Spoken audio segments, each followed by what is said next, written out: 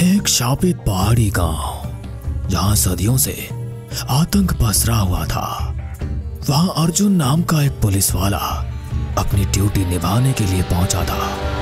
पिछले भाग में उसने रानी राय प्रवीण से एक रहस्यमयी पत्थर और चमत्कारी शक्तियां हासिल की थी। उस दिन जब वो एक ऊंची पहाड़ी के नीचे उतर रहा था, चारों ओर घनी धुंध छाई हुई थी। हवा में एक अजीब सी बेचैनी थी, जैसे प्रकृति ने किसी भयानक घटना की आहट सुन ली हो। पेड़ों की पत्तियां सिहर रही थी और हवा में एक ठंडी सनसनाहट थी। अर्जुन का मन बेचैन था, क्योंकि वो जानता था कि गांव का शाप अभी पूरी तरह खत्म नहीं हुआ था। तभी गांव के बीचों बीच बने प्राचीन कुएं से एक कर्कश चीख गूंजी। ये चीख इतनी भयानक थी कि गांव वालों के रोंगटे खड़े हो गए। कुआं जो सालों से सूखा पड़ा था, अचानक काले पानी से भर गया। पानी फव्वारे की तरह उछलने लगा और उसकी लहरें जमीन पर फैलने लगी। गांव वाले जो पहले कुछ समझ नहीं पाए और डर के मारे इधर उधर भागने लगे। औरतें चीख रही थी, बच्चे रो रहे थे और पुरुष अपने परिवारों को बचाने की कोशिश में जुट गए। गांव वाला रामू ने कहा, अरे ये क्या हो रहा है? ये काला पानी तो शाप का संकेत है। हाय राम, ये वही कुआं है जहां से हमारे लोग और जानवर गायब हो जाते हैं। गांव के बुजुर्ग जो गांव के इतिहास को अच्छे से जानते थे, कांपते हुए आगे आए। उनकी आंखों में डर था। बुजुर्ग ने कहा, सुनो गांव वालों, ये वही दैत्य है जो सालों पहले इस कुएं से निकलता था। रात के अंधेरे में ये हमारे लोगों और जानवरों को अपने काले पानी के भंवर में खींच लेता था। कोई नहीं जानता था कि वे कहाँ गायब हो जाते थे, लेकिन कई सालों से सब कुछ शांत हो चुका था। हमने सोचा कि ये शाप खत्म हो गया, पर आज ये फिर जाग उठा। गांव में मची चीख पुकार के बीच कुएं से एक भयानक दैत्य प्रकट हुआ। उसका शरीर आधा इंसान और आधा जानवर सा था। उसकी लाल आंखें आग की तरह चमक रही थी और काली पपड़ीदार त्वचा उसके शरीर को ढक रही थी।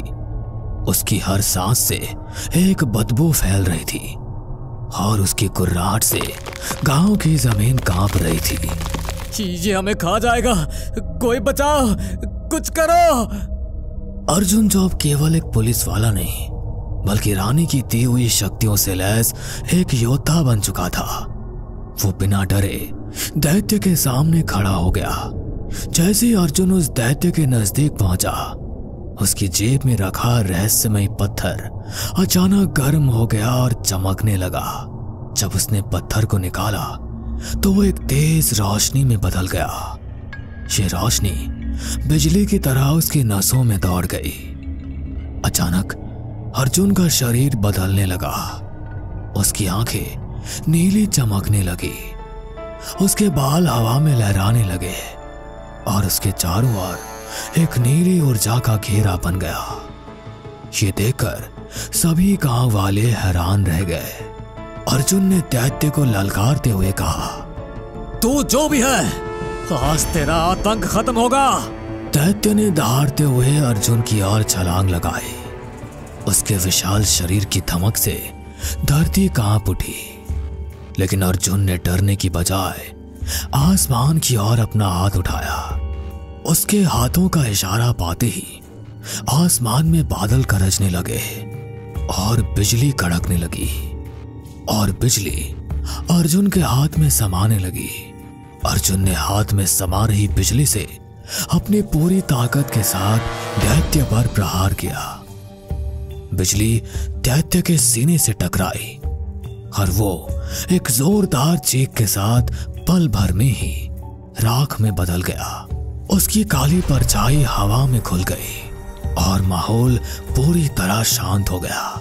गांव वालों ने रात की सांस ली ही थी कि तभी अर्जुन को लगा कि खतरा अभी टला नहीं था। तभी पहाड़ी की चोटी से एक और भयानक चीख गूंजी। ये चीख इतनी तेज थी कि जमीन कांप उठी और पत्थर लुढ़कने लगे।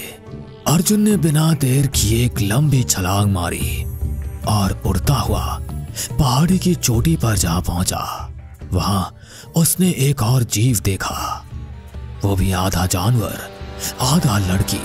उसकी पसलियां बाहर निकली हुई थी, चेहरा डरावना था, लेकिन उसकी आंखों में कुछ ऐसा था जो अर्जुन को जाना पहचाना लगा। वो अपने टूटे पैर को घसीटते हुए अर्जुन की ओर बढ़ी। अर्जुन ने अपनी ओर बढ़ते हुए जीभ से कहा, ये सांप आज खत्म होगा, चाहे मुझे अपनी जान ही क्यों ना देनी पड़े। ये कहते हुए अर्जुन और वो जीव दोनों एक दूसरे की ओर तेजी से दौड़ पड़े। दोनों के बीच एक भीषण युद्ध शुरू हो गया। पेड़ उखड़ गए, जमीन फटने लगी और आसमान में बिजली चमक उठी। अर्जुन की शक्ति हर हमले के साथ बढ़ती जा रही थी, लेकिन उस अजीब से जीव की भी ताकत कम नहीं थी। अंत में अर्जुन ने उस जीव को अपनी पूरी ताकत से पकड़ा और उसे चट्टान पर पटक दिया। वो तब तक नहीं रुका जब तक वो जीव की हरकतें पूरी तरह बंद न हो गई। वो जीव अब खत्म हो चुका था।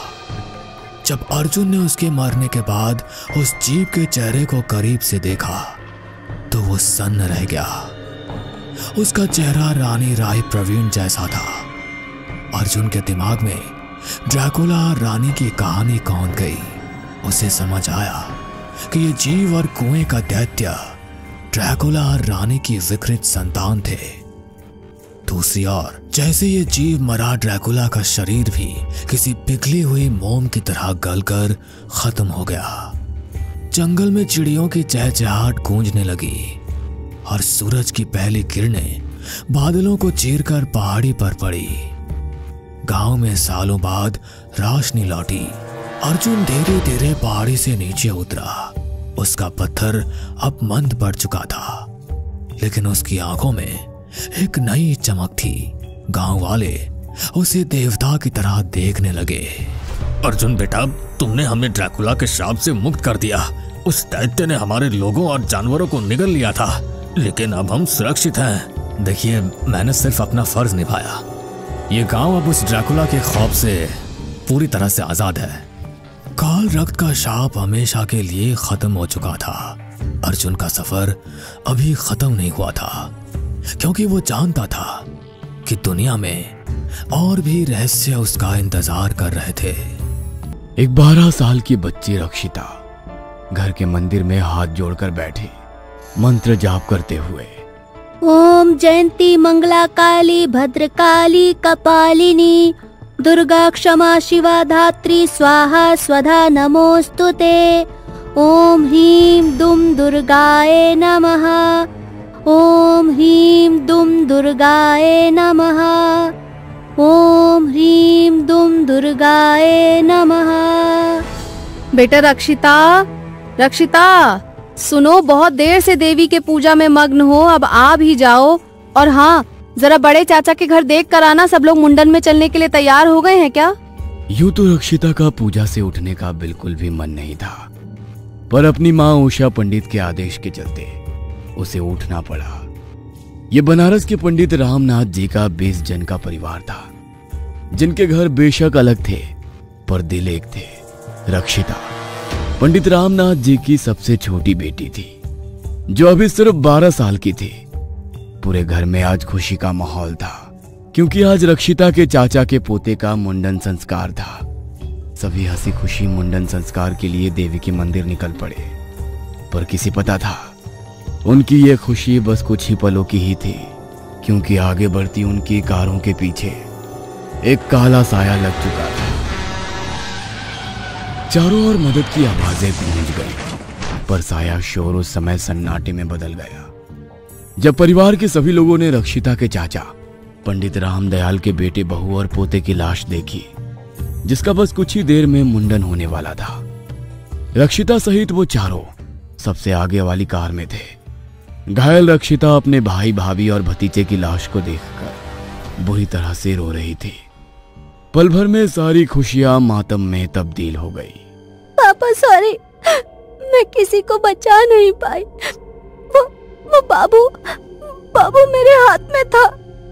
कुछ ही देर में एम्बुलेंस आई और डेड बॉडीज उठाई जाने लगी। मातम के शोर के साथ काला दिन बीत गया, पर यह रात उससे भी ज्यादा गहरी थी। दूसरी ओर वही काला साया जो उस समय रक्षिता की कार में मौजूद था, उसने जंगल में जाकर एक भयंकर शैतान का रूप ले लिया। लंबे बाल, डरावना चेहरा, लाल आंखें, 8 फीट लंबा कद। उसके इस रूप में आते ही बिजली जोरों से कड़कने लगी।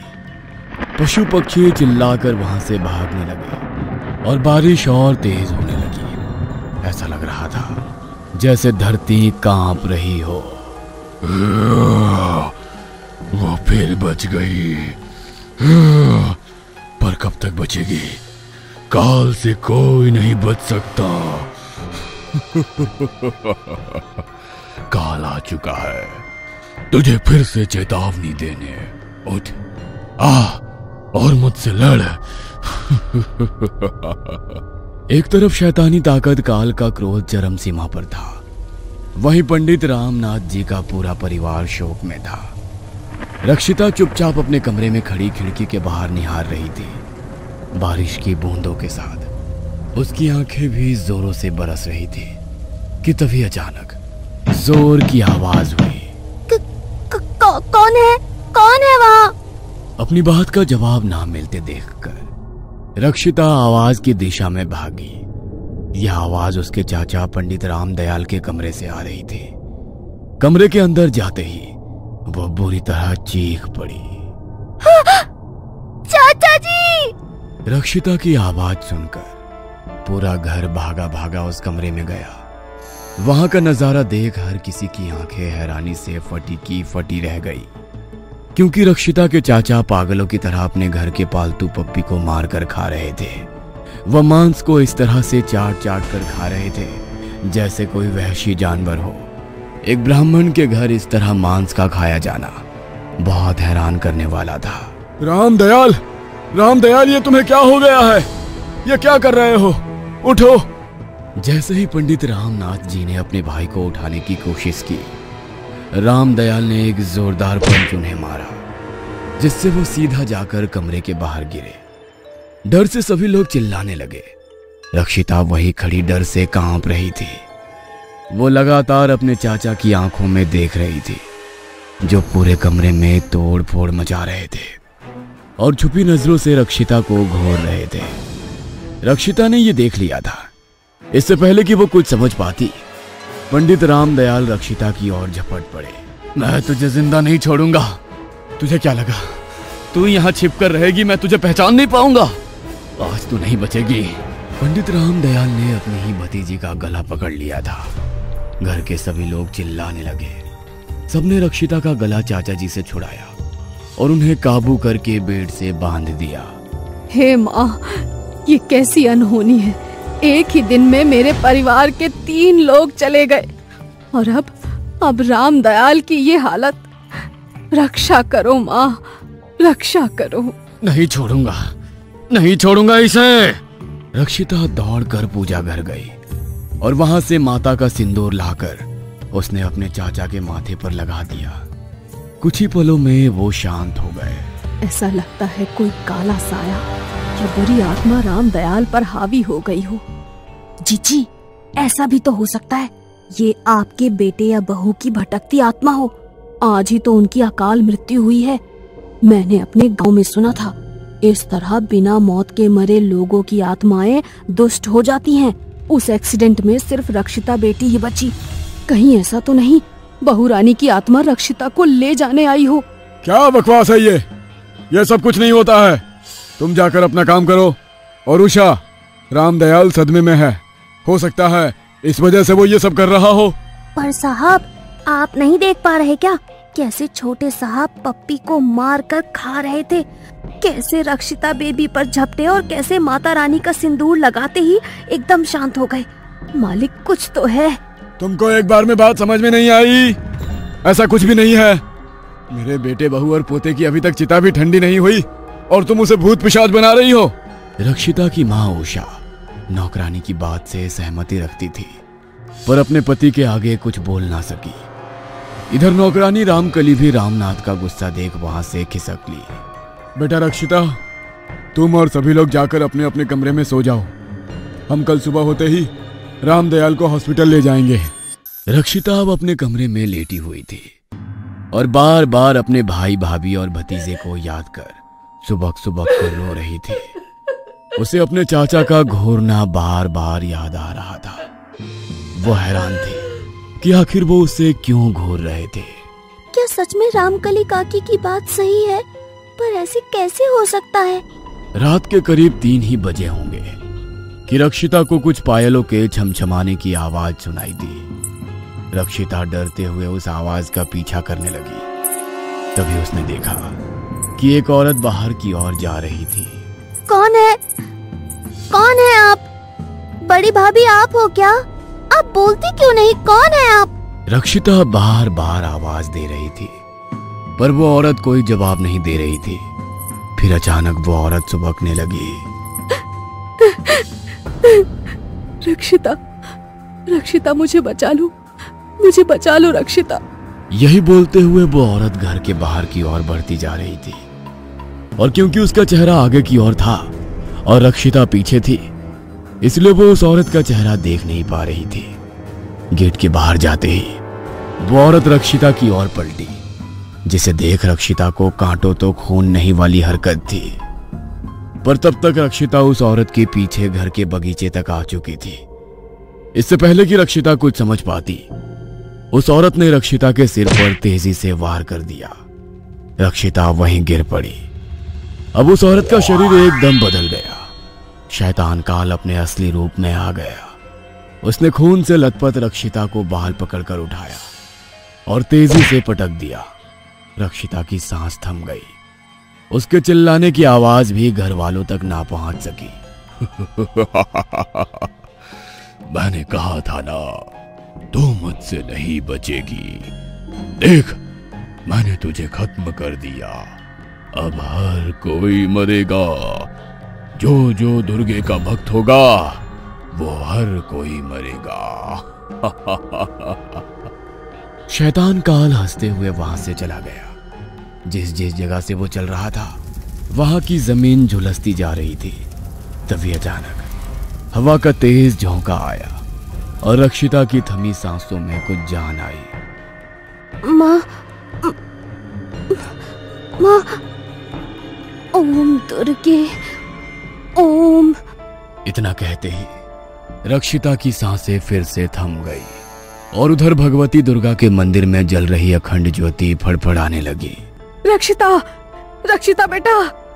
सुबह के करीब 5 बजे थे जब उषा पंडित सफाई करते हुए घर के बाहर गई तो उनकी नजर रक्षिता पर पड़ी तो डर से वो चीख उठी। सभी घर के लोग इकट्ठे हो गए।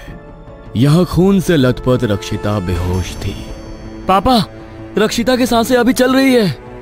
सभी फौरन रक्षिता को हॉस्पिटल लेकर गए। रक्षिता की हालत बहुत खराब थी। उसे फौरन आईसीयू में ले जाया गया और उसका इलाज शुरू हो गया। कुछ देर के बाद डॉक्टर बाहर आए। रामनाथ जी, आपकी बच्ची का जिंदा होना किसी मिरेकल से कम नहीं है। ऐसा लग रहा था जैसे उसकी सांसों को किसी ने रोक कर रखा हो, क्योंकि इतना ब्लड लॉस होने के बाद किसी इंसान का जिंदा रहना नामुमकिन है। सर, हमारी बहन कब तक ठीक हो जाएगी? आई एम सॉरी टू से, पर कुछ कह नहीं सकते। वो अभी कोमा में है। कोमा में?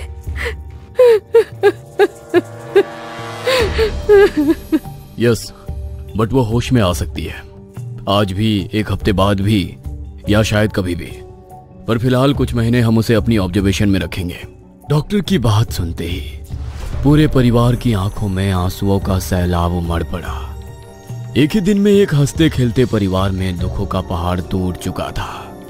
डॉक्टर, क्या मेरी बच्ची से मिल सकती हूँ? Yes, please.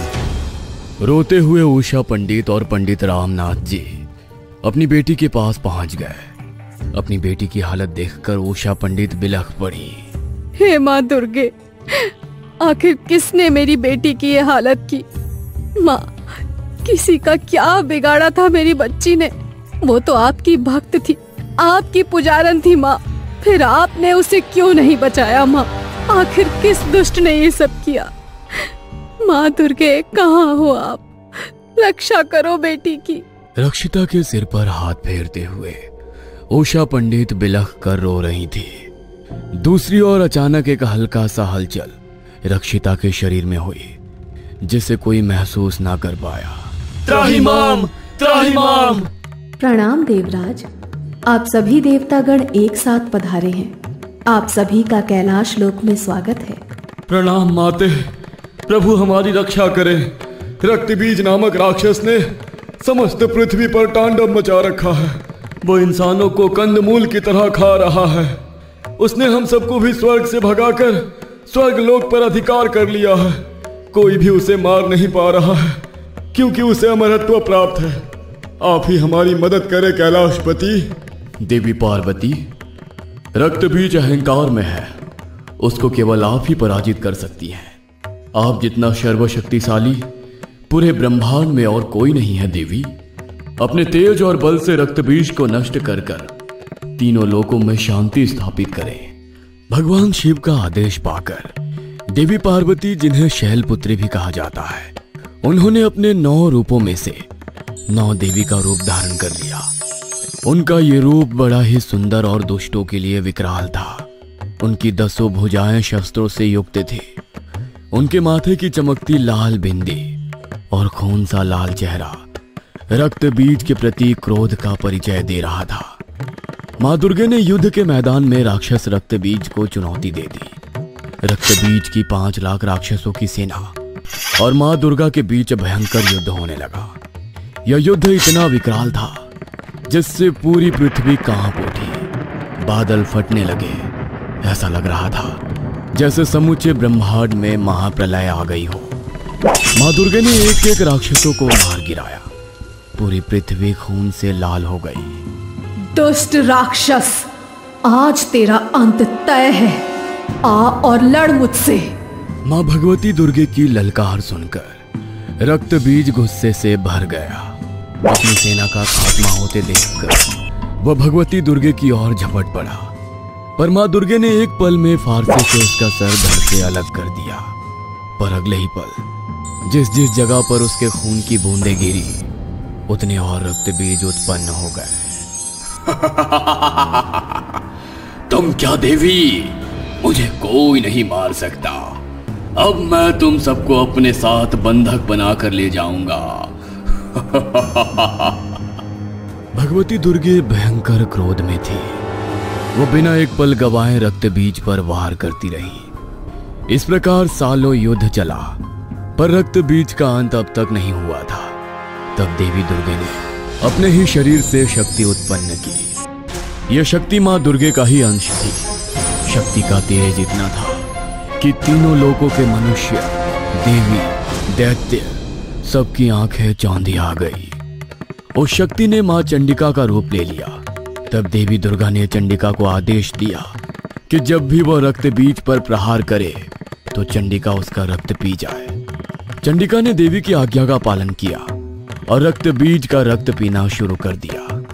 अंत में जब असुर से निकले रक्त की हर बूंद को मां चंडिका ने पी लिया तो रक्तबीज का सिर दुर्गा ने फारसे से काट दिया। इससे पहले कि खून की कोई भी बूंद पृथ्वी पर गिरती, मां चंडिका ने उसका कटा सिर पकड़कर सारा रक्त अपने मुंह में गिरा लिया और इस तरह रक्तबीज का अंत हो गया।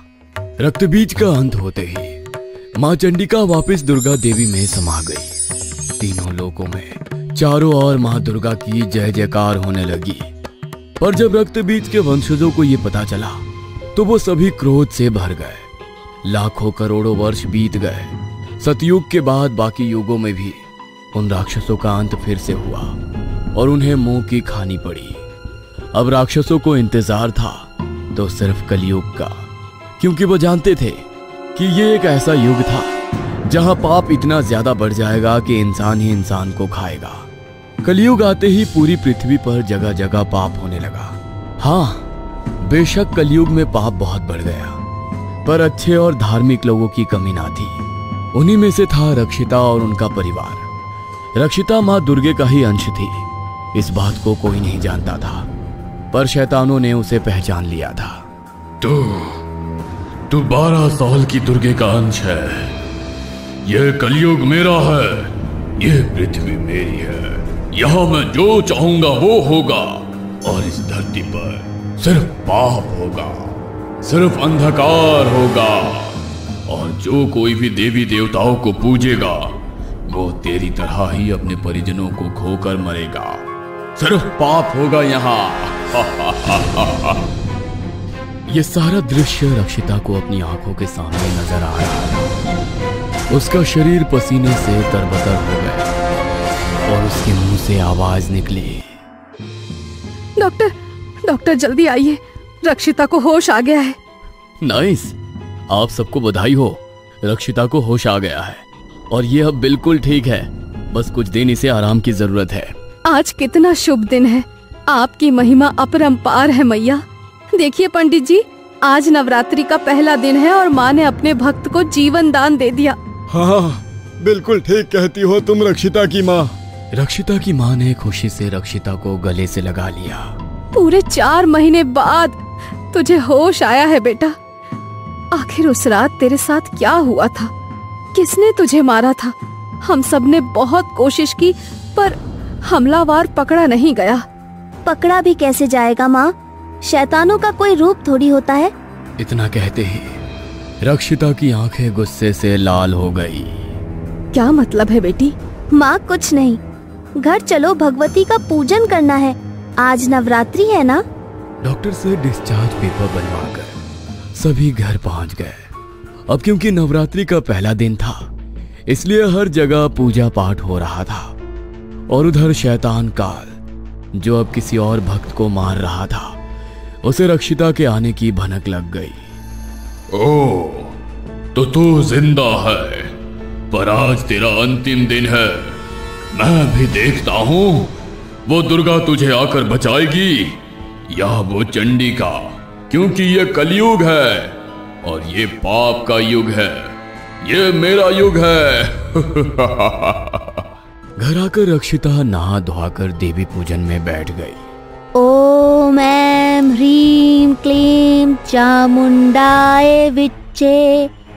ओम ऐं ह्रीं क्लीं चामुंडाय विच्चे। ओम ऐं ह्रीं क्लीं चामुंडाय विच्चे। ओम ऐं ह्रीं क्लीं चामुंडाय विच्चे। तभी दरवाजे पर किसी के आने की दस्तक हुई। भिक्षा दे दो कन्या, भिक्षा। पंडित जी, मैं आपके लिए लेकर आती हूँ, आप दरवाजे पर ही रुकें। रक्षिता बेशक पूजा में लीन थी, पर उसने शैतान काल की आवाज सुन ली थी। उसकी आंखें क्रोध से लाल थी, जैसे वो इसी पल शैतान काल का अंत कर देगी। माँ दुर्गा देवी की शक्तियां रक्षिता में समाहित हो चुकी थी।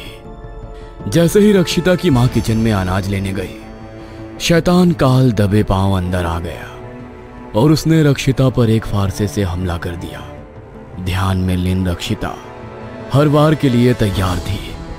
उसने बिना शैतान काल को देखे अपना हाथ आगे कर फारसे के वार को रोक लिया और उससे वही फारसा छीनकर उसका सिर धड़ से अलग कर दिया।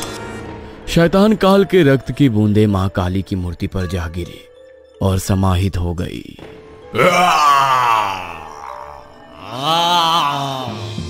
दुष्ट, चाहे सतयुग हो या कलयुग, आकाश हो या पाताल, मैं हर युग में हर जगह मौजूद रहूंगी।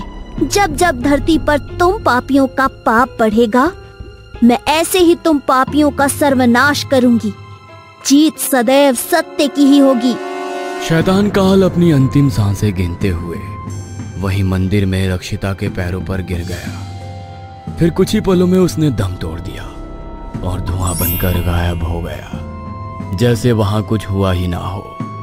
तभी रक्षिता की माँ उषा पंडित किचन से अनाज लेकर वहां आ गई। पंडित जी, पंडित जी, अरे कहाँ गए? ये बिना दान लिए ही चले गए। उषा पंडित ने एक नजर रक्षिता की तरफ देखा।